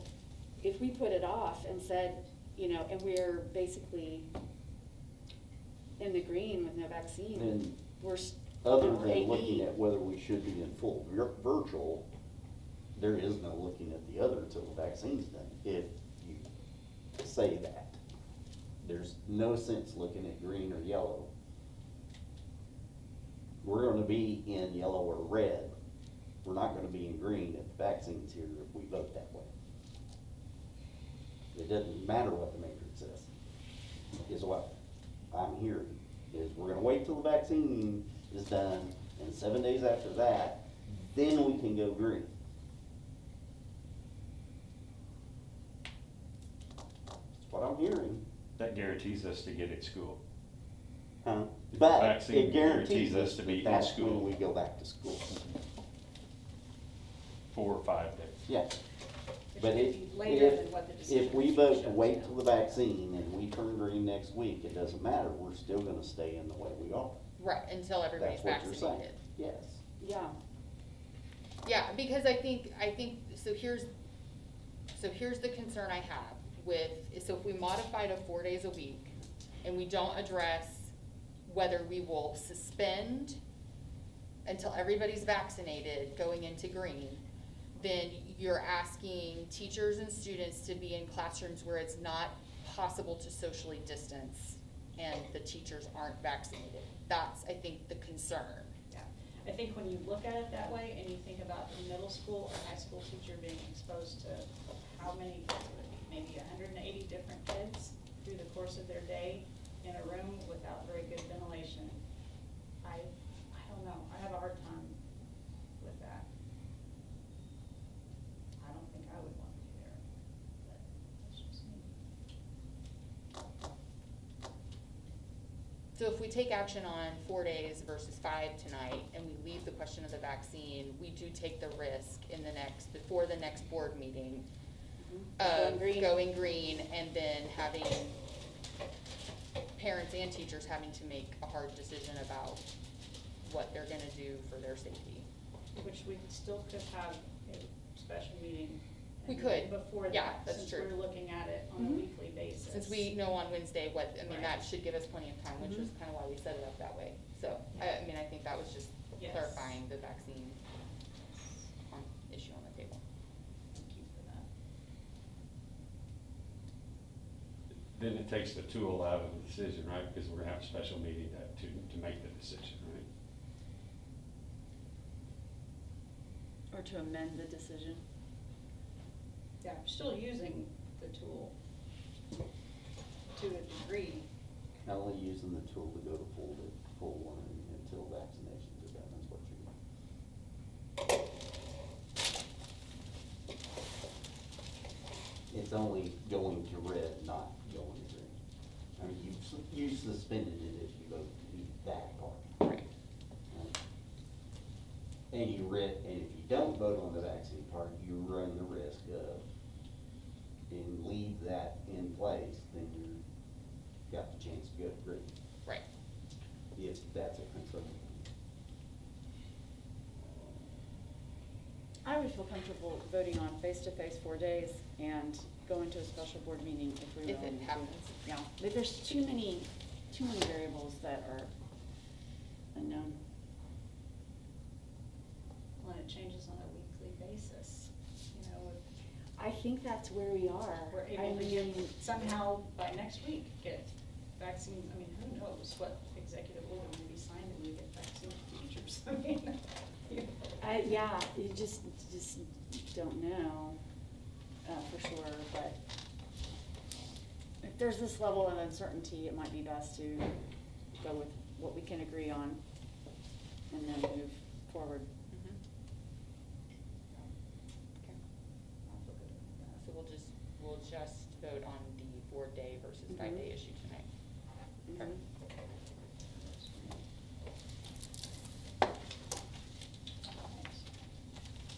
So anybody wanna make a motion to that effect? You better.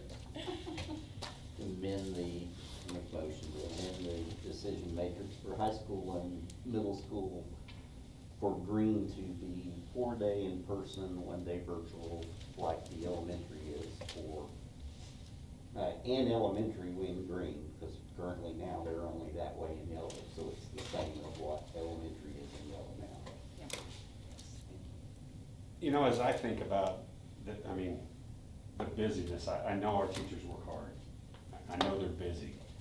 I also am aware of ways that I feel like at the secondary level, we could have eased some pressures on our teachers so we didn't have this big list. We already subscribe to one curriculum that allows you to provide every one of your secondary courses to students, whether they be in person or in distance learning. Complete with pacing guides, syllabus to follow along, where a teacher lectures and the students at home are following along. The system grades itself. There are some teacher graded activities that you could probably decide not to do if you wanted to, and you could add to it if you, that teacher, because we don't want to lose the personal touch of that teacher, to where that teacher could do extra assignments if they wanted to. That's a program that the school has purchased and used for many years. And then there was a second competing product that Governor Stitt gave to every secondary student in the state of Oklahoma that does a similar thing. So that does that mean that the teachers that go above and beyond, that like to go above and beyond, don't get to do that this year possibly? Possibly. But we're in a different type of year where sometimes we have to change the way we probably teach to meet those needs. And so I feel like some of the things that are brought on in this 13 pages of notes that I have right here are things that we should be addressing throughout the year or addressed early on. And I don't feel like they work. Thus adding a lot of extra pressure and stress to the workload of the teachers. And that's where I'm challenged with we've communicated to the families we're gonna go back 5 days. And that's where I would really like to see us land, is at 5 days. I really think feel that. everybody, eventually, I mean, that's where we all want to be, but I'm sorry, Les, did you make a motion already? Was that, or were you just clarifying that? I No, didn't interrupt. that was a motion, but you don't have a second, so Okay, you can fail. just making sure. Yeah, I thought that was a motion, yeah. Yeah.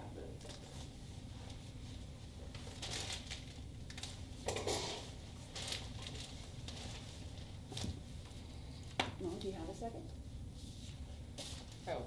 Well, I'm sorry, I'm confused. Are we back to having conversation or are we voting? We can have a second, or I think we can continue discussion if anybody has anything they want to add to that. I have nothing to add. Second. Second. Okay, For roll call. Les's. Thank you, roll call vote. Marcus, Yes. Miller, Yes. Palmer, Yes. Pettit, Yes. Wallstad. No. All right, thank you. Let's move on to staff reports.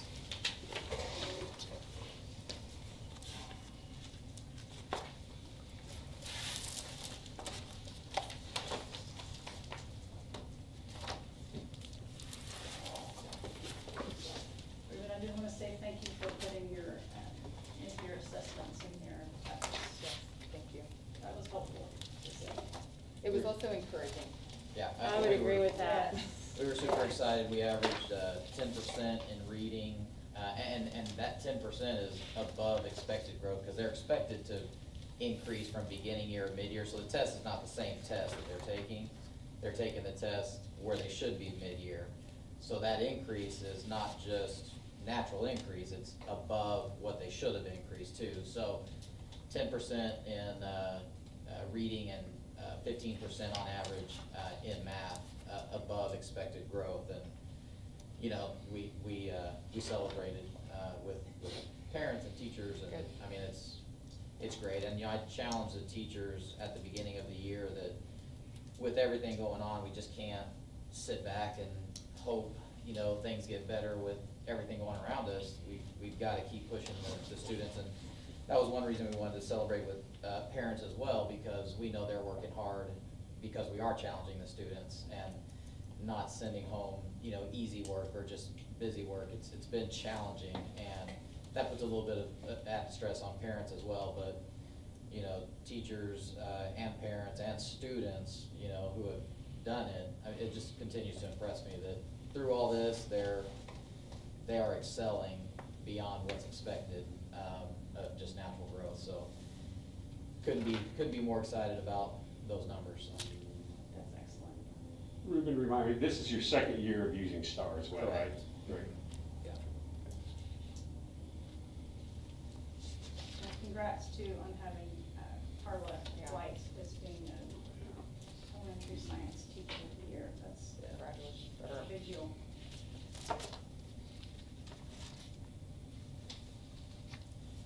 Trey, on your benchmarking, you guys you're wrapping things up here soon, is that right? Yeah, hopefully by the, pretty quick. The first teacher that has it actually caught COVID, and so we're trying to wrap those things up and also get the virtual kids who are all virtual, the at-home version of that, and get that taken as well, and then we'll have that as well.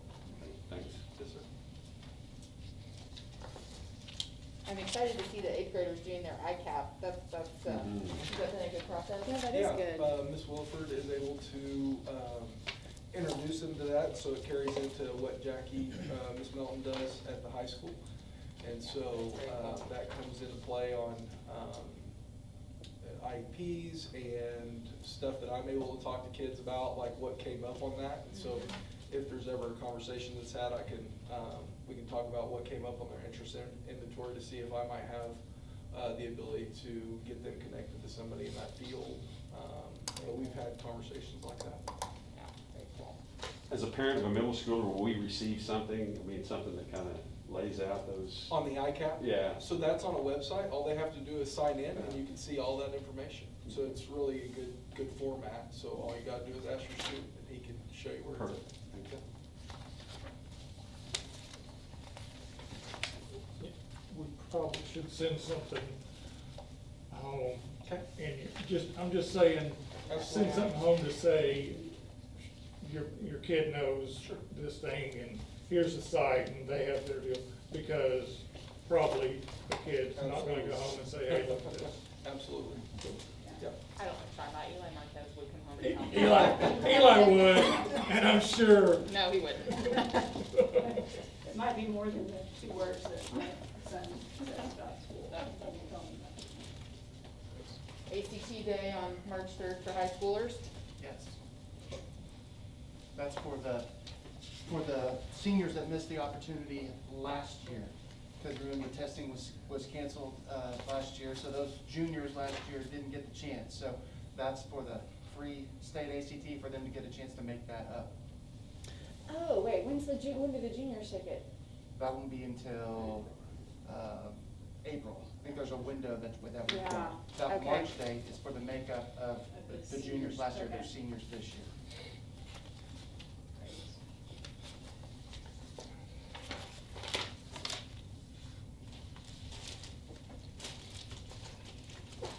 Okay, does anybody have anything else on staff reports, any more comments? Always thank you. Okay. No, Move on to item number 10, discussion and possible action to approve or not to approve middle school and high school exemption policy for the spring semester. So you normally wouldn't see this out as a separate item like this, but I felt like we should bring it to you because it's a change from what's in the handbook, and the handbook's been approved by the board. So kind of by proxy, you do approve this every year. So I'm gonna let one of these guys talk you through it, or you can ask them questions, but Mark, just, Yeah, I mean, basically, this is just problem solving at a speedy level. You know, one thing Trey and I discussed, and we got feedback from the teachers, what was our biggest challenge from first semester? And it was the fact that we had a lot of missing work that was never completed, a lot of late work. And, you know, our teachers were extremely flexible in extending deadlines, taking late things, making up late tests, et cetera. But if we could provide an incentive or a motivator to get work turned in and turned in on time, henceforth the exemption policy, we think that will really help us with this semester, to be a motivator for kids. Yeah. To go with this as a parent though, I need to see the grades that are no missing assignments in parent portal much quicker, because I had a probably 5-week delay before I figured out how far behind we were. And then we got it mostly all done before the end of the semester, but it compressed it into a 3-week period, Right. because I didn't know. Yeah, and I think you see that challenge, right? You know, Yeah, I understand, right, I but mean, I think that's our teachers trying to give kids that opportunity and the chance to continue to turn things in. Yeah. So, like in your case, you see, and it was 5 weeks later, but I think probably a teacher was trying to get that stuff turned in. a lot of grace. Right, yeah, and I understood that, but for me to not be able to know, you know, And now I have just have support to at test her home. to find out. And maybe it's because I can't see Google Classroom, and I got one link at one point from one teacher so that we get one weekly summary, but it doesn't give me all the classes, so I've kind of struggled with, from a parent perspective, I can't really see. I have to trust him to tell me what it is. Now, me pestering, I'm pretty sure I'm getting everything, but he's pretty trustworthy. yeah, I mean, he wasn't per semester. Growth. so, guys, is there anything that we can do that can get more information out to the parents? Is there any way, why don't you just take that to your staff and troubleshoot it? Well, we sent out a video. I sent out a video at the beginning of the semester. Telling you? Yeah. You told me good job, but I just Okay. forgot. Just about parents emailed the teacher, no, I add you to the Google Classroom. And so in the middle school, you have that ability to do that. And then also advocating for parents to get on Parent Portal, so that you can check those grades. And Well, we want to that- know the feedback. I'm that on you're Parent getting. Portal, Yeah. but I'm seeing that I had 3 grades from the first of the semester, Right, even this semester.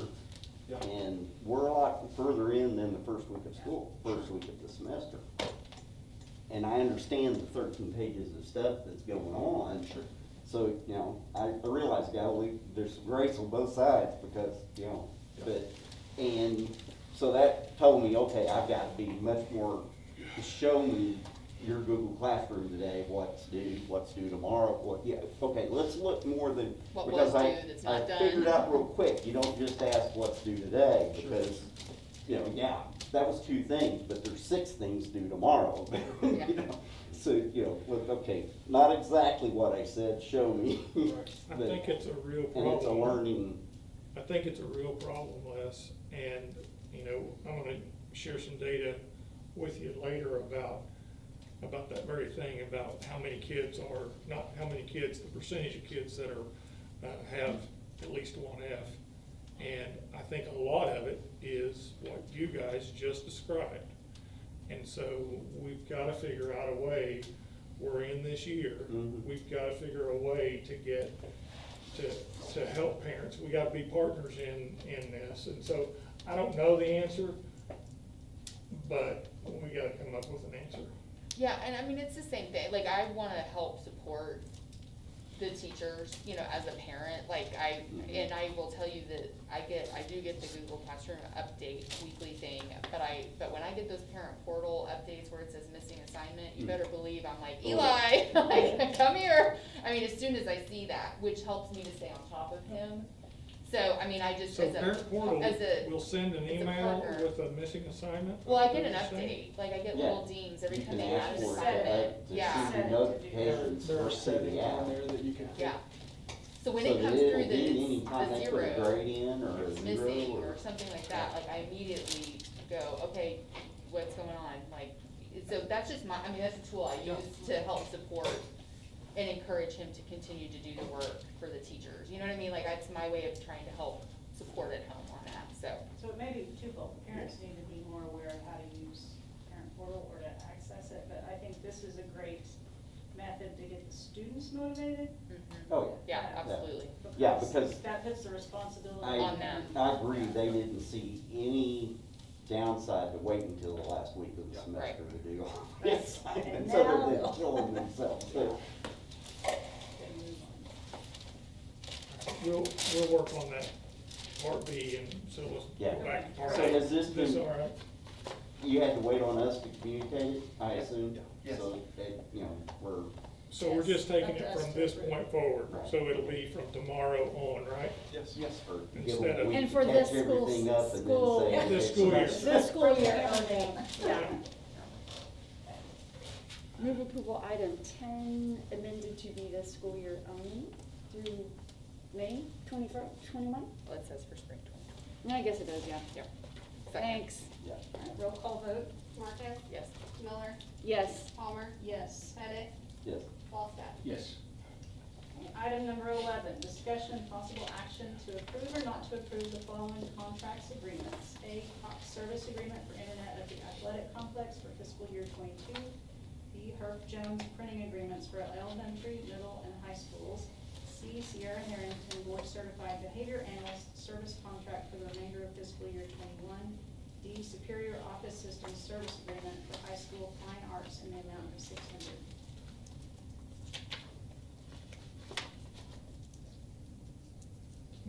Questions? The question on the Superior Office Systems, that's a printer agreement, right? It's a Okay. copier. Copier. So how many, we have multiple copier contracts with different people? Mhm. I know Angela had discussed that at one point. Has there been any talk about drawing them together or something like that?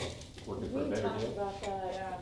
Getting Yeah. bid with And all of the copier services in one, that bid as a whole, so we could save any. This was for vocal music, the one that they're talking about, right, Jennifer?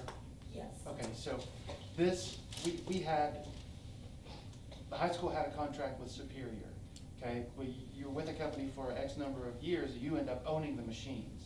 Well, the reality is, at the end of the life, the machines may still work, but the new technology is so incredibly, faster, more efficient. So we ended up with these two machines that still worked, but we basically had them in storage. So the high school went with the same contract as the administration, so we have that new contract. But vocal music and band, they make so many copies. They knew that those machines were in storage and they still work, so they are the ones that are developing this Superior contract, just basically minimal contracts, so they can make their number of sheet music and things like that. That's kind of where this is coming from. It's always been a little wonky with Yeah, it is. the printing Right. contracts. Because they're all staggered and trying to pull them Mhm. together. Yes, yes. So the internet, is that just continuing what we already had? For out of the state. It's its own top line, right? Yes. And from what what I can tell, the Herf Jones, those are all marked 2022, so those would be all for FY '22 as well. For next year. Next year, yeah. Okay. Yep, I was gonna say, I felt like we'd already approved. Move approval item 11? Roll call vote? Marquez, Yes.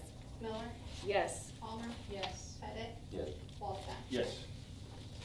Okay, item number 12, discussion and possible action to approve or not to approve the following out-of-state, out-of-town overnight trips as submitted. A, swim to attend state at Jenks High School in Jenks, Oklahoma on February 19th through 20th, 2021, with expenses to be paid from the swim activity fund. B, high school band to attend Shortgrass Honor Band Festival in Elk City, Oklahoma on March 22nd through 23rd, 2021, with expenses to be paid from the band activity fund. C, high school cheer to attend MCA Team Camp in Norman, Oklahoma on June 5th through 7th, 2021, with expenses to be paid from the cheer activity fund. D, Ashley Dotterman to attend American Library Association Conference in Chicago, Illinois on June 24th through 29th, 2021, with expenses to be paid from the general fund. E, DHS students to travel to Israel in fiscal year '22, with specific dates to be determined and expenses to be paid from the high school activity fund. D, the fiscal year '22 fifth grade class to Camp Classen in Davis, Oklahoma, from October 6th through 8th, 2021, with expenses to be paid from the elementary activity fund.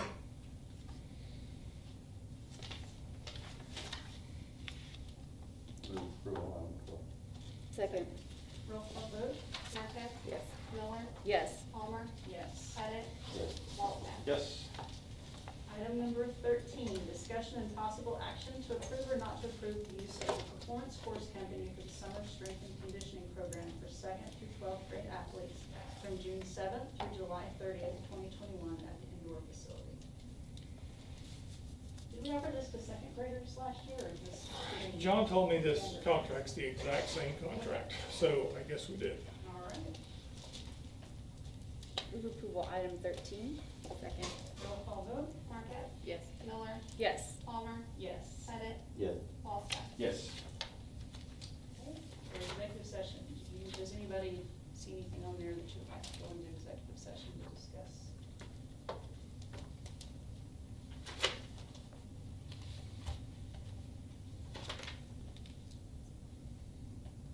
Well, looks like we have Nope, I'm good. quite a few retirements or a lot. Yeah, this is a lot. And I'm thankful to see the long list of substitutes. It's good. Yeah, that was like, wow. And a lot of bus drivers. Or maybe those are just the same people. The only comment I would make about executive session, which was the letter that one of the teachers wrote that's retiring, Newton. Ms. Nunschwander? Yeah, what a fantastic letter, if you took the time to read that. It just says a lot about Bethany and her time here, and it was, with all that everybody's dealing with, it certainly was great to hear all of those things. Wow, she's been around here a while, seen a lot. Mm-hmm. She had Landon in her class. She's a great teacher. Yeah.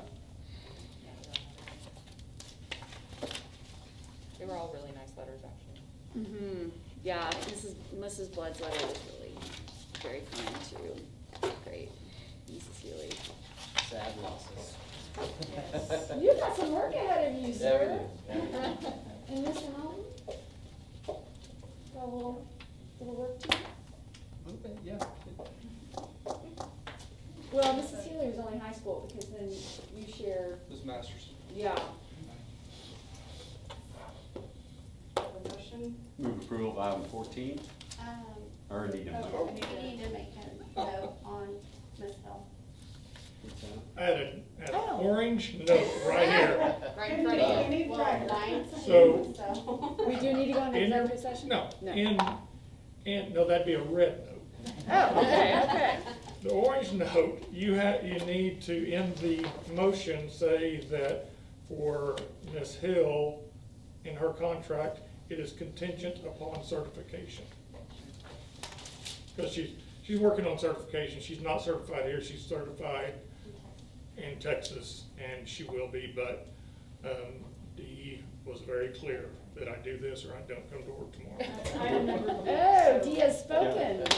All right. So it'd be- When will that certification, do you know when she'll be certified? It's just a matter of getting to the State Department. I mean, she won't have to test or anything, it's just they will transfer. Their Texas certification is good at Oklahoma and vice versa. Okay. So it's just a matter of a sheet of paper. Mm. Doing the paperwork. The red tape. You want an inter motion? Sure, I'll move approval of item 14 with amendment to item B, noting that Ms. Hill upon certification in the state of Oklahoma. Perfect. Second. Roll call vote. Marcus? Miller? Yes. Palmer? Yes. Pettit? Yes. Walczak? Yes. Item number 15, do we have any new business? We do not. Okay. What else? Information items. All right, online transfers will be the 5th of May, open at 7 o'clock, to 9 a.m. on May 6th. And we'll do what we do in that. Forward to another crop of Broncos. Yes, absolutely. Item number 17. Rolls around quickly. Yeah. Yes, it does. It seems like we just did that. And item 17, board member comments. Does anyone have anything to say?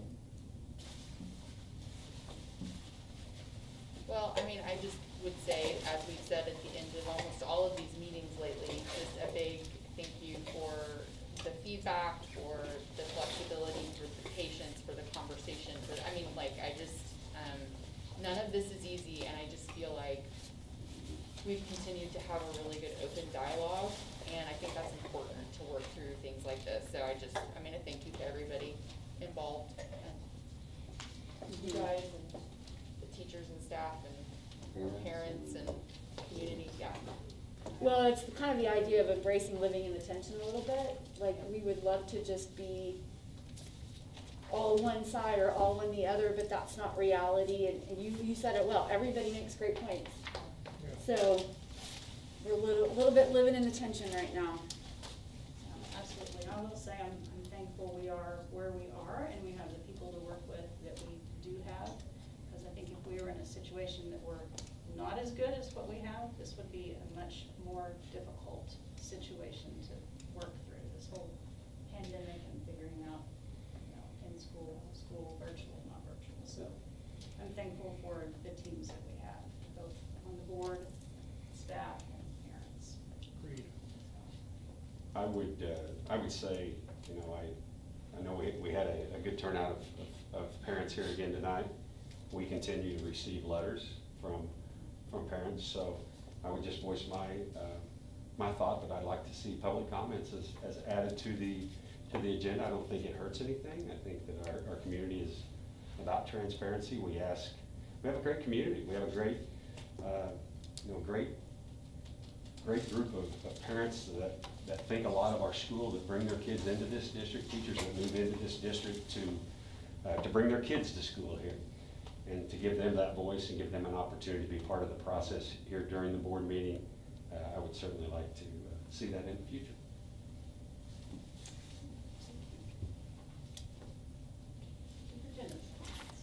So, I talked to you earlier, Kent texted me this morning and was asking me a question about failure rate. And so, I got that information and I wanted to share it with the whole board. For the elementary last year, in the fall semester, we had 0 Fs. This year, fall semester was 3%. I think that's pretty impressive, really, when you think about the number of kids that are virtual, because it's challenging. So, we want 0, 3% is pretty good. Middle school last year was 1%. Middle school this year is 13%, which, what you guys were just talking about a middle schooler and a post-middle schooler, I think we can do better. Matter of fact, Trey's he put together something that they're getting ready to roll out to try to help with this, but we've got to take our responsibility for that too. That's, and we ought to be partners with our parents, but ultimately, we are the professional educators, and when things aren't going the way we want them to go, we gotta figure it out. So we will. High school failure rate last year was 2%, this year is 5%. Ken also asked if the Children's Center kids were counted in the decision matrix. The answer is no, none of those kids are coming over here at the time, and they wouldn't share their health information with us right now if we ask them to. It's none of our business. So that's that. We went through all the shot stuff, so I don't need to do that. I do want to say congratulations to Annie Mann, BPS orchestra teacher and all-school music director, for being named Oklahoma Music Educators Association Exemplary Teacher of the Year. To be nominated for this award, a teacher has to teach 15 years in her subject area in music. Annie's been in our district for 15 years. So she got it the first year that after 15 years here. Annie was also elected president-elect of OMEA Board of Directors. So congratulations, Mrs. Mann. We are proud of you. If you're watching, we're proud of you, ma'am. Yes, very much so. That concludes my report. Thank you. A motion to adjourn? So moved. Roll call vote. Marcus? Yes. Miller? Yes. Palmer? Yes. Edit? Yes. Walzak? Yes.